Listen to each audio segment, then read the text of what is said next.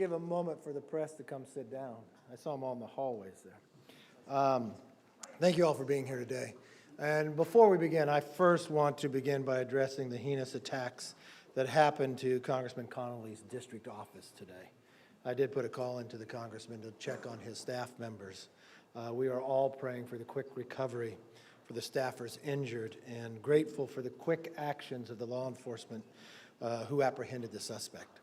Last week, the House Republicans went to the National Law Enforcement Officers Memorial in Washington, D.C. to pay our respects to the officers who lost their lives in the line of duty.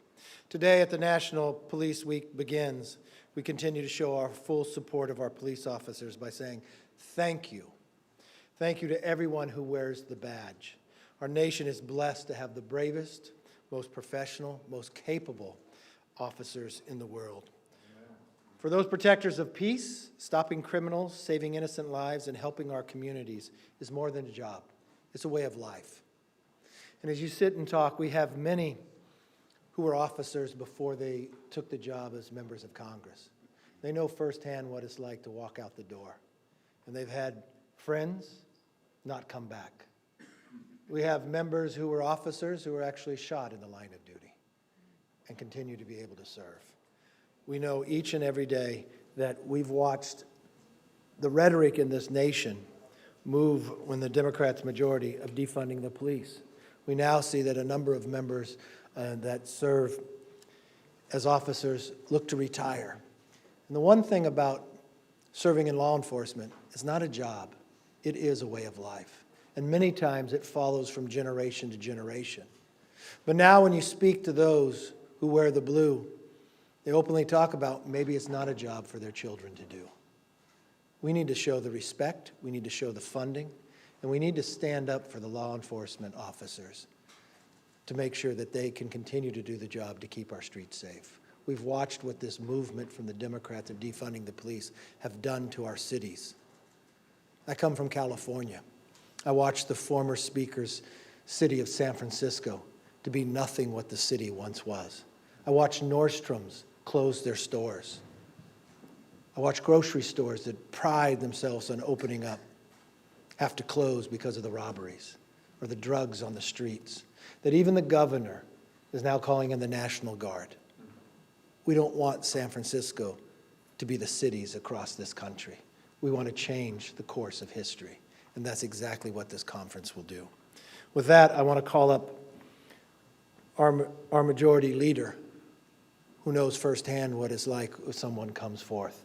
He would not be here today to serve if it wasn't for the law enforcement, risking their lives, not just to defend his, but to everybody else on that baseball field that day. Let's, for Steve Scalise.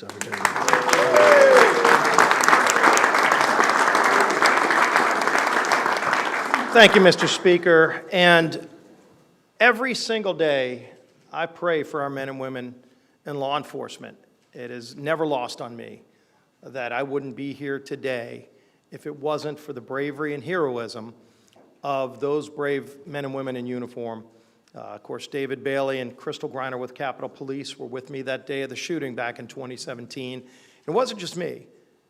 It was about a dozen other members of Congress that wouldn't be here either if they didn't step up and do what men and women in uniform do every single day. They take an oath to keep our communities safe. You know, they don't know any given day if when they walk out the door, they might encounter danger, they might be apprehending somebody who committed violence against someone else. They don't know. It might be a slow day, but it also might be a day where their life is in danger, and yet they show up every single day and they do that job. They have our backs every single day, and it's important that we have their backs every single day. That's what a week like this is about, to pay tribute to law enforcement, to take an extra moment to thank them. If you see a cop, thank them for their job, because I know I pray for them that not only they're able to do their job safely, but they're able to return home to their families, because they are fathers and mothers, their sons and daughters, and their families want to see them come home safe as well. That's why this week we're bringing a number of bills to the floor during this special week to pay tribute to law enforcement, to show them that we have their back in a number of different ways. Hopefully these are all very bipartisan votes, votes that stand up for law enforcement, but also stand up against the attacks on law enforcement. You've seen the defund the police movement. It's still out there.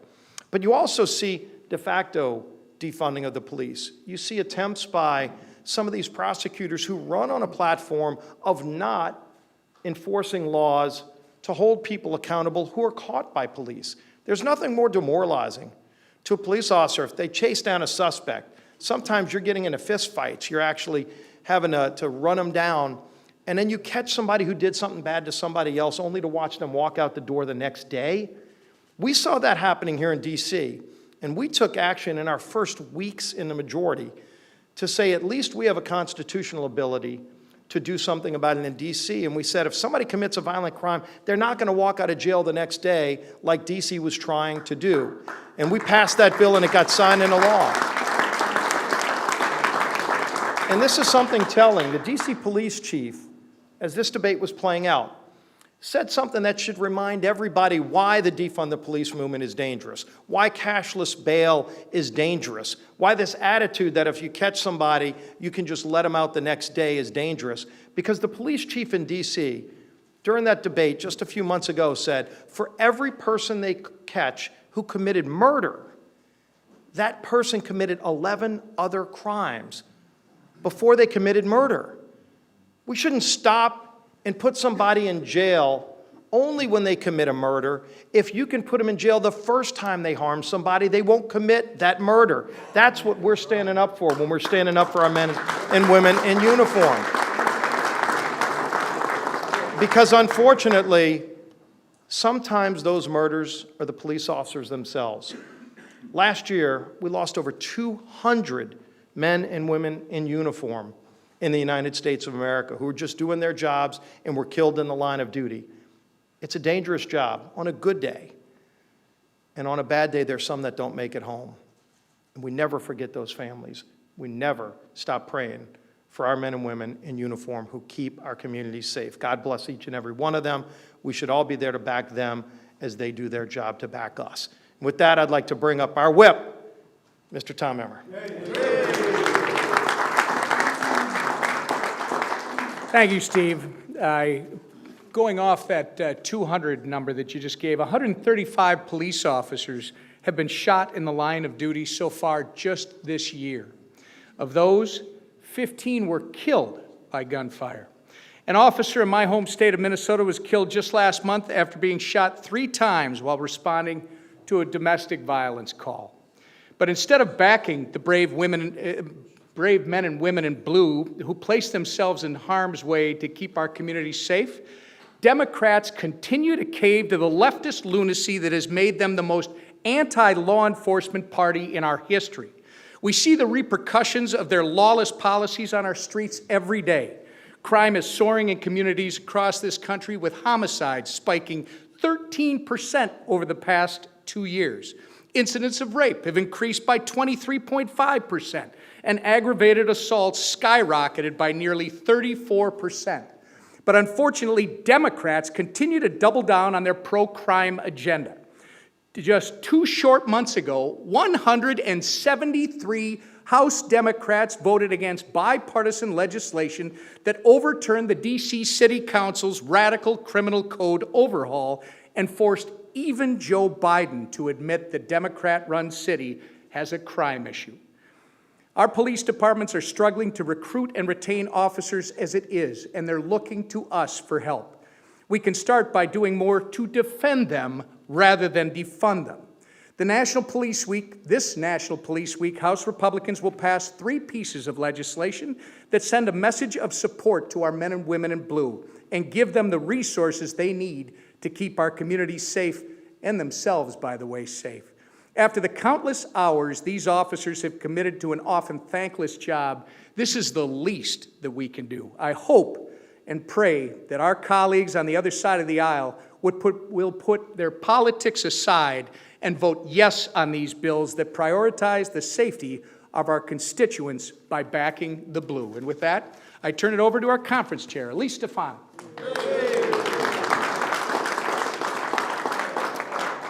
Well, thank you, Tom. It's a privilege to be here today for National Police Week. As the representative for New York's 21st Congressional District, I am proud to represent thousands of brave law enforcement officers who put their lives on the line to protect our upstate New York and North Country communities every day, 24/7. And I am always proud to back the blue. The Republican Party is the party of law and order, and this week we will consider several bills supporting our local law enforcement, including the Police Act of 2023, which was introduced by my fellow New Yorker, Congressman Andrew Garbarino. With the historic humanitarian, economic, and national security crisis occurring along our southern and northern border and the crime crisis across America, Congressman Garbarino's legislation holds illegal immigrants accountable for violence against law enforcement officers by making assaults against an officer a deportable offense. Violent crime has skyrocketed in New York and across the country, and the American people know this is because of the far left's defund the police movement and disastrous policies like we have in New York State, failed bail reform. It's one of the reasons why we won the majority, because we are pro-law and order when it comes to the New York Republicans here today. House Republicans will always and proudly back the blue. And this week, we are standing up to the Democrats' dangerous anti-police agenda. And I'm so honored that in our conference, we have many retired law enforcement officers who bring their experience and expertise to the halls of Congress every single day. And I want to introduce one of those, Clay Higgins from Louisiana. I thank you all for being here, my colleagues, as we reflect upon the service that the Thin Blue Line provides to our nation. It's important that we remember that police officers are human beings. I was a military police officer in the Army and civilian cop for many years, patrol most of those years, SWAT operator for 12 years. For 8 of those years, I worked night shift. My wife and I would have a brief period of time when she returned home from work before I left. We had a little ceremony, and she would tell me goodbye for the evening. She'd say, "Be safe and come home." And I would tell her, "Don't worry about me, worry about the other guy." That was our little exchange, but it was in recognition to the clear fact that I might not come home. You see, ladies and gentlemen, when you put on a badge to serve your community, you're putting yourself in harm's way purposefully in defense of your community. So this week, when we honor my brothers and sisters of the Thin Blue Line as a nation, I ask you all to just reflect upon that simple fact. These men and women are American human beings with families, and they're serving their community because they want to, not because they have to. They feel driven to serve in such a manner. And I have a brief message for our communities from sea to shining sea. You government officials, let your police officers, let professional law enforcement do their job. Just let them do their job. Support them as they serve. And you district attorneys and prosecutors, when you have a righteous case presented to your office, prosecute. Do your job. It's a simple formula that if we'll follow as a nation, this trend of horrific crime that we're seeing across our country will begin to decline. As we rise, crime will fall. I thank you all for being here, and I'm honored to introduce my colleague, Pete. Where are you, Pete? Hey, come on, brother. Thank you very much. Yes, sir.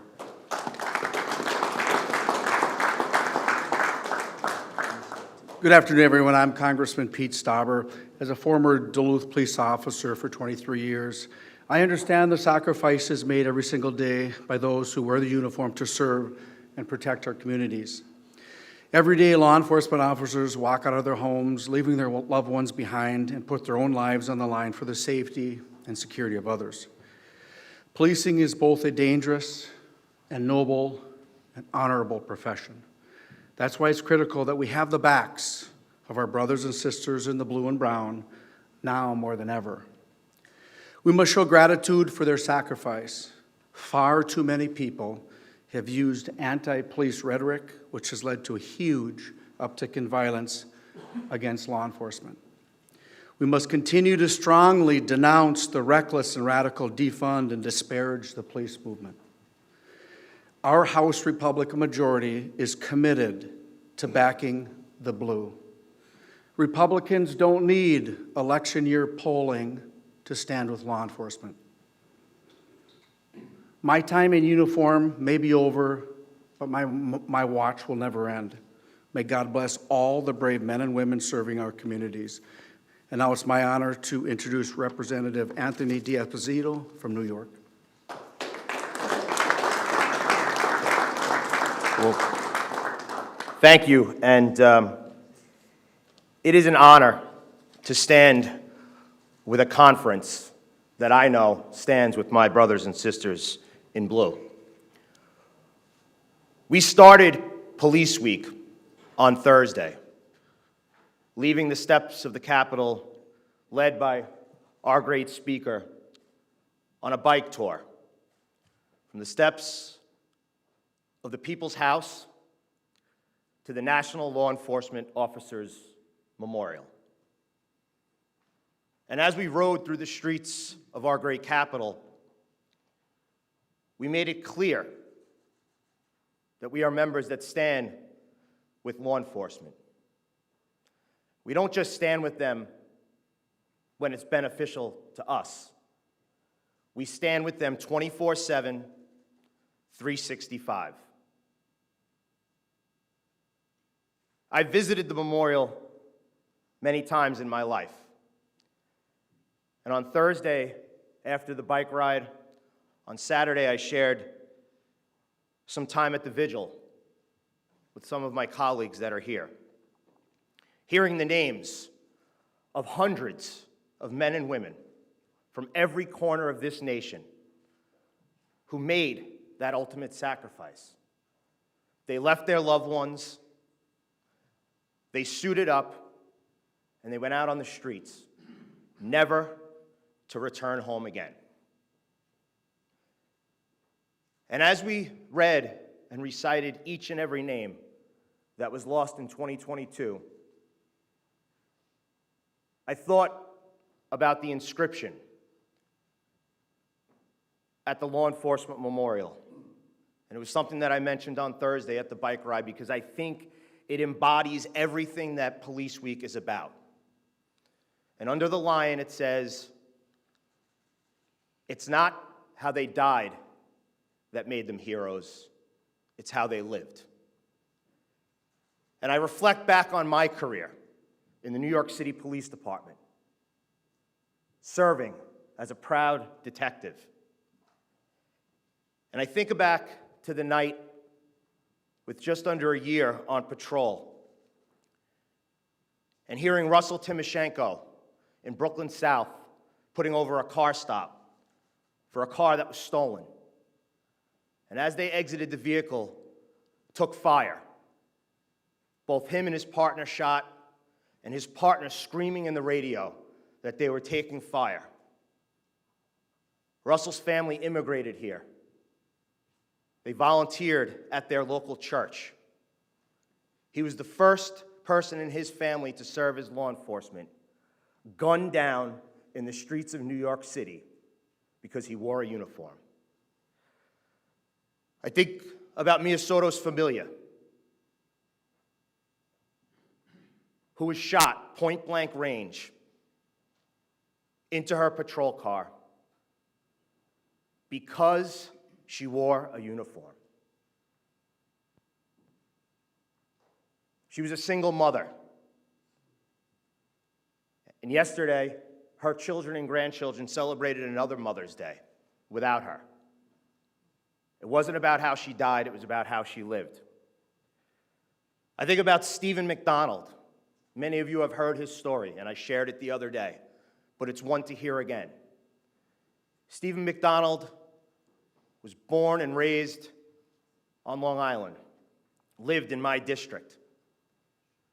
And he was a young cop in Central Park, shot in the head at point-blank range by young thugs. He survived and spent his life promoting peace and promoting forgiveness.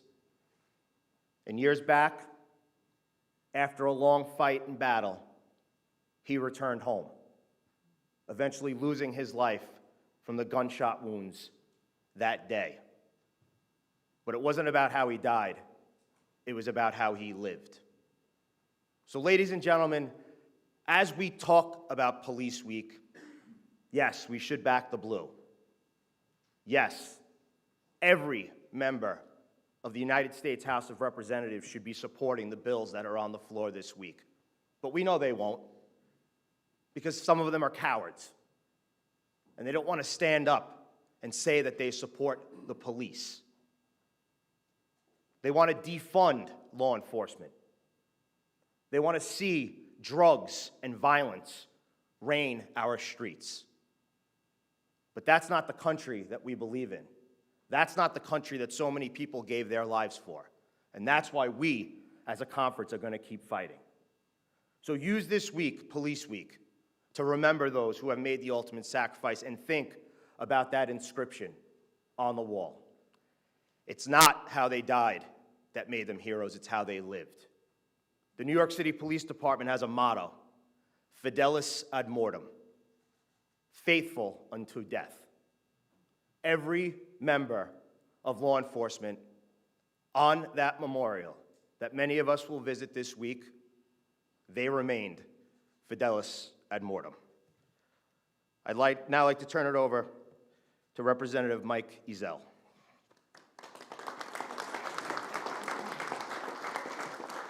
Thank you, and thank you all for coming out here tonight. I want to thank the leadership in this House.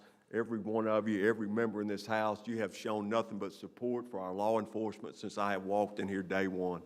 I spent 42 years in police service, and I tell you, if I had to do it all over again, I'd do it again. Today is Peace Officers Memorial Day.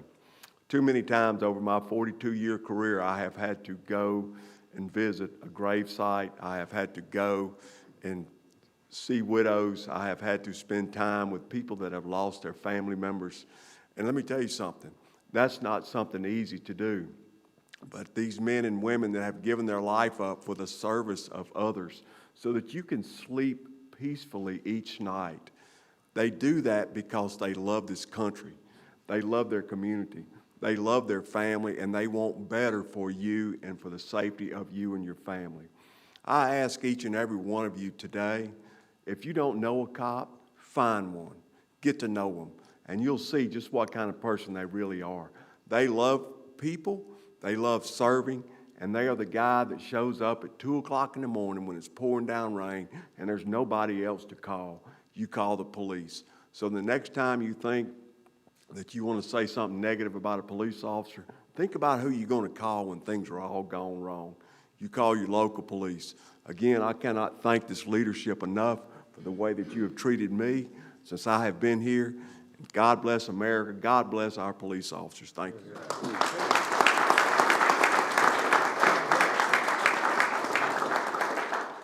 I feel very honored to serve in a group that a number have served.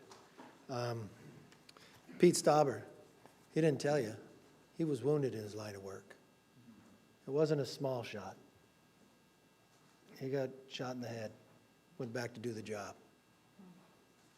D'Esposito, passion from the heart. He didn't show you the ring that he wears, but he never forgets the detective has never left his life. When we were at the memorial, we laid a wreath, and he talked the stories just what he talked here. I went over to lay a wreath for the Kern County Sheriff Officer, Philip Campus. He went to the same elementary school, same junior high as I did. I was a little older than him. He's 2 young kids, talked to his wife just last week. He was on the SWAT team. And it's not a job. When I sat with the SWAT team, they went to a call, domestic dispute. father killing his family. He didn't wait around till it was safe for him to get out. He got out, saved a few family members, but gave his life doing it. His wife said, "Thank you for never forgetting." And that's really, we had a change in election. I hope you feel the change in Congress. That's what this is about.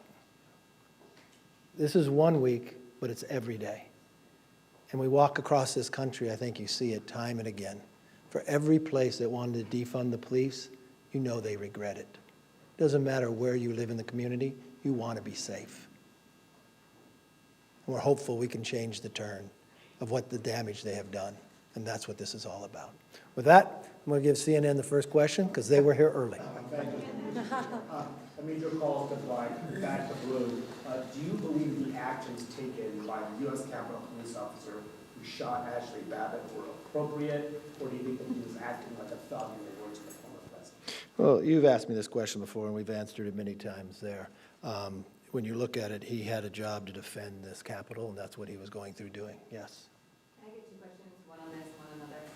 You were late, but okay. On this topic, do you support giving line of duty benefits to police officers who die by suicide in uniform?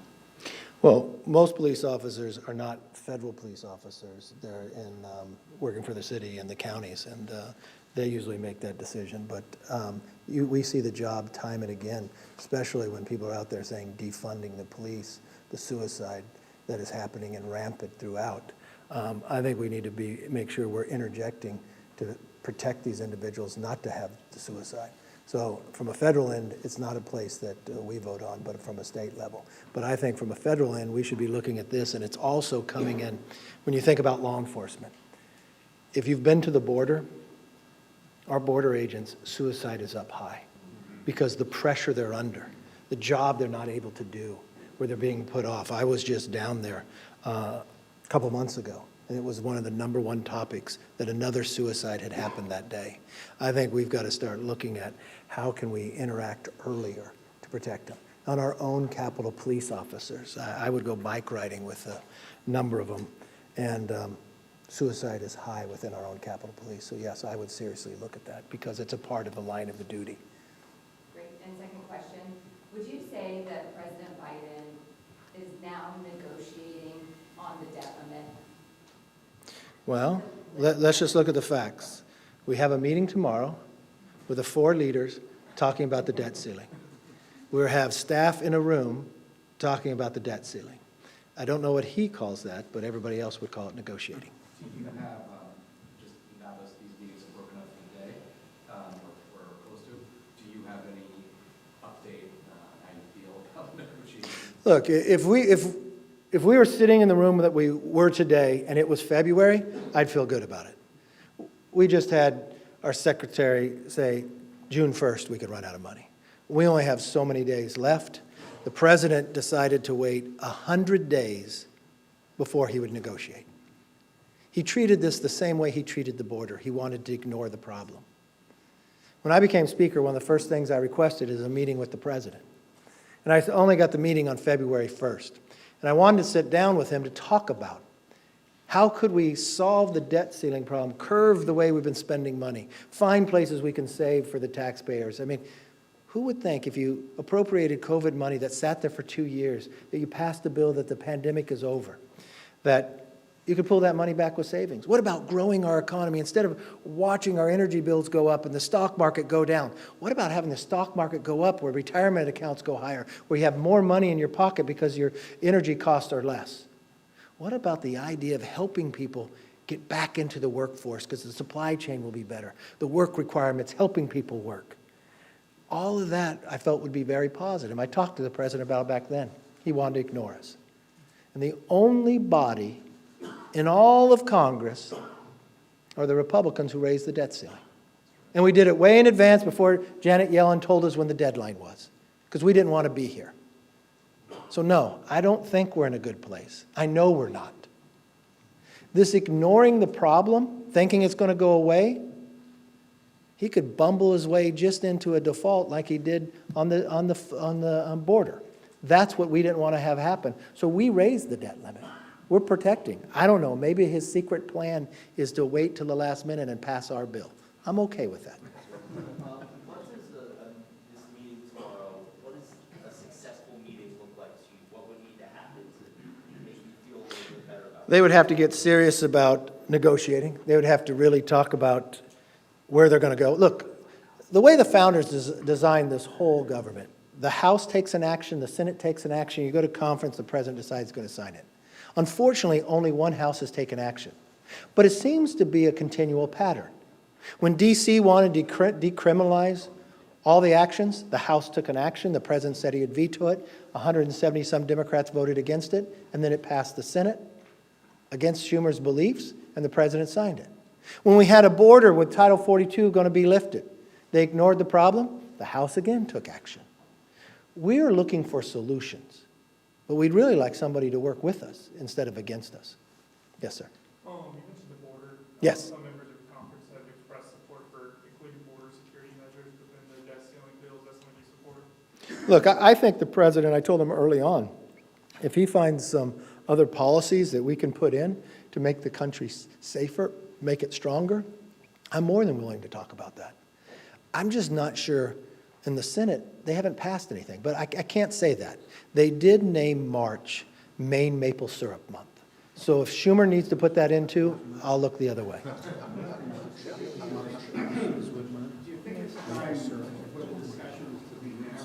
Yes. Look, if you look at, we all know how this works. When President Trump was in office and Nancy Pelosi would not pass a clean debt ceiling, when she said their party would not do it, he assigned Mnuchin, and then they negotiated. Same thing with President Bush, same thing with Obama. Unfortunately, here is the way the president has ignored it for 100 days, and then he still hasn't taken it serious. We only have so many days left in session to deal with this. So you would like bilateral talks between you and the president without... You know, I haven't hid from that. That's been from the very first day. When I went to meet with the president, it was the president and I. If the president comes to an agreement, the Democrats in the Senate will vote for it. The House will pass it if we are all in agreement. Why do we waste more time going around and around, not solving any of the real problems? I think you're putting the country in jeopardy when you do that. Yes, ma'am. President Biden is scheduled to go to Japan and Australia later this week, including one later this week. Do you think you should still go in light of where negotiations are? Look, I think an American president should focus on the solutions of America. And I think it shows your values and your priorities. I just watched a border where we didn't focus upon. I watched a debt ceiling come before us that is very serious. I watched this president, when he was senator, vote against debt ceilings. And he said it didn't go far enough to cut and save. My question to the president is, how big a debt is too big? Is $32 trillion, if that's not big enough, that's bigger than our entire economy. And this whole time he wouldn't talk to me for 100 days, you know what happened? If you look at the Congressional Budget Office, our debt went up $100 billion more. How much more do you want to charge every new child born in America? Is $100,000 enough? How much do you want to indebt the next generation? Because he wants to spend more money we spent during the pandemic. He looks at the next 10 years. We will pay $10.5 trillion in interest. But historically, since 1940 until today, those 83 years, we only paid $9 trillion. He wants to continue to spend the next generation's money. So the real question is, what will he prioritize? What are his values? And how much is too much? You know, what was interesting, I've been through a lot of hearings as members of Congress, and I remember years ago, the Joint Chief came to a hearing, and they asked him, what is the greatest threat to our nation? He didn't say Russia. He didn't say China. You know what he said? Our debt. Every great society has collapsed when they've overextended themselves. And can you seriously look, and I asked the president this, can you tell me, do you not believe there's not one thing in all the spending that we spend that we can't save? How long has he argued with me that money that has sat there for more than 2 years that we spent on COVID, that the pandemic is over, that we can't bring it back to the taxpayer. You know, everybody else is back to work. In the House, we passed a bill to have the federal employees to come back to work. He wants to veto it. He's fighting why every other American goes back to work. He signed a bill that the pandemic's over, and we have half of the federal employees not showing up for work. I don't know how you look at a hardworking taxpayer and look them in the eye and say you're doing a good job or you're focused on solutions for America. Look, there's a lot of problems around the world, but we got a really big problem right here, and I think it takes everybody's attention to get it done. You already asked too. I'll come back, yes. You sort of alluded to it, but you believe that President Biden is negotiating with you. Some of the conservatives in your party say that they don't want to negotiate a bill that less than what you passed. Are you concerned at all about losing some of their support? No, I'm really concerned that the Senate hasn't passed anything. I'm really concerned that the president waited 100 days before he'd even talk to us. I'm really concerned about the president's continual spending of what he will do to Medicare and Social Security. I'm really concerned about, instead of the Democrats sitting down, realizing we have a division in government and being honest and adult in discussing this, but simply lying about what we're doing. You'll see tomorrow that no, we don't cut veterans, we actually add money to it. The only veterans got cut was this weekend when they got removed from their hotel rooms. So the president would move those who have crossed into this country illegally and take the rooms away from people who are Bronze Stars, who are Purple Hearts. I think that's wrong. So no, that concerns me. Yes. When you meet with the president tomorrow, what are your demands or your... My demands? Yeah, what's your message going to be to the president tomorrow? What is Mr. President, of this meeting? well, the president's called the meeting. I told the president I'll meet him anytime he wants to. I will tell him is time is of the essence. And it's very simple. We want to limit, save, and grow. We want to limit the outside growth of government because we are growing too big. So you know what? In future, cap what we're spending and put it by 1%. It's not really a Republican idea. Joe Manchin's idea. We want to help people get back into the workforce. So we like work requirements. You know what? When this president was a senator, he voted for work requirements. It's shown statistic after statistic. It puts people back in. It helps them earn more. And you know what? It helps America with our supply chain so we're less dependent upon China. In limiting our spending, it curbs inflation that they created by adding $6 trillion. So let's stop the inflation. Let's make our economy stronger. And let's grow our economy by, we passed a bill, H.R. 1, that makes us energy independent. We want to be able to build things again in America. So let's cut the red tape, permitting reform. Instead of just talking about things, let's actually do it. And we only have so many days to get it done. So if we're just going to sit in a room with staffers talking, it's not going to happen.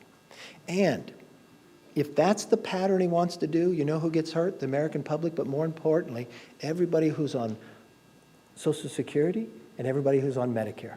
Because his spending level, what the Congressional Budget Office says, for the first time, he's the first president ever to do this in a 10-year window, that they'll go insolvent. So that's an automatically 20% cut. We don't want that to happen. So you know the good thing about this? In April, the Republicans raised the debt ceiling, curved how much we were spending, and proposed a growth in our government. So you wouldn't sit there at the market every day going down. The market would go up. You'd have more jobs and more people in the workforce, and we'd be less dependent upon China. Thank you all very much.